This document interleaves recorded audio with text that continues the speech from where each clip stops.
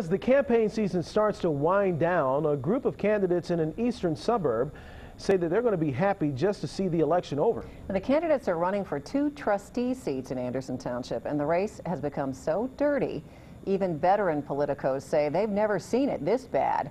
Local 12's Rich Jaffe is in the newsroom with that story. Rich. Kid, we first told you about this rather dirty little race a couple of weeks ago when I did a story on the Democratic candidate who told us that he believed his family had been threatened on 2 different occasions. Well, now the Republican Tea Party candidates say they too are surprised by how dirty things have gotten in this race. Some of the most common election signs you'll see in Anderson Township are for Andrew Pappas and Josh Girth. Girth says he's worked on other campaigns, but this one is surprising him. Signs get stolen, and people send nasty emails, and people make threatening calls, just with stupid stuff because you're out in public.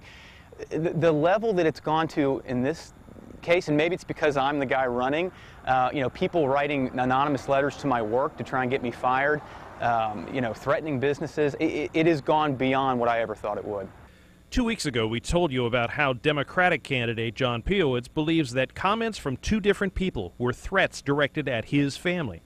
Now the Republican Party has passed around this email from the president of the Anderson Newtown Democratic Club. It was sent to the owner of a small strip mall and warned that if he didn't allow Piowitz signs on the property, then the head of the club would have to ask the 300 Anderson residents on her email list to kindly boycott any business located in a plaza or shopping center owned by him. It's the first time I've ever run for office, and I will say this, it's not a whole lot of fun. Andrew Pappas owns a small dry cleaning business and says he's concerned about the email because it challenges the property owner's freedom of speech. That's what bothers me, because I'm a small business too. And when you start saying to a business, you can't take a stance, or you don't have a right to say who you support, well, where do you stop? Well, after a business does it, what about a property owner? What about you're in your neighborhood? You don't have a right to support who you want to support? Longtime trustee Russ Jackson, who's not running, says the boycott threat has introduced a whole new era of dirty politics here in Anderson. As to the other threats, I don't know who it is, but I just think that there's just mean-spirited people in our world, and unfortunately they come out of the woodwork during these elections. all 3 candidates we've interviewed now say they understand why nice, normal people hesitate to go into politics, but they also vow the threats have not dissuaded them at all, and they just look forward to Tuesday and being done with all of this.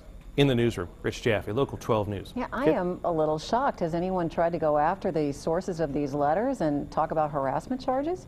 Well, in a lot of these cases, they are comments that are made, as Gertz said, that it came over the phone. In Piowitz's case, he said guys just walked up to him and stopped and did that. In regards to the email, well, they're distributing that around, and they are indeed talking about that within the community, saying, look, we have a right to support the people we want to support, and I guess we'll see how it all shakes out on Tuesday. That's right. Thanks, Rich. We talked to one of the current trustees, Kevin O'Brien, who is running for re-election. His schedule couldn't accommodate an interview, but he said he wasn't particularly aware of any dirty politics in the race. We also saw for the first time a campaign sign for a candidate named Scott Doyle. He is also on the ballot.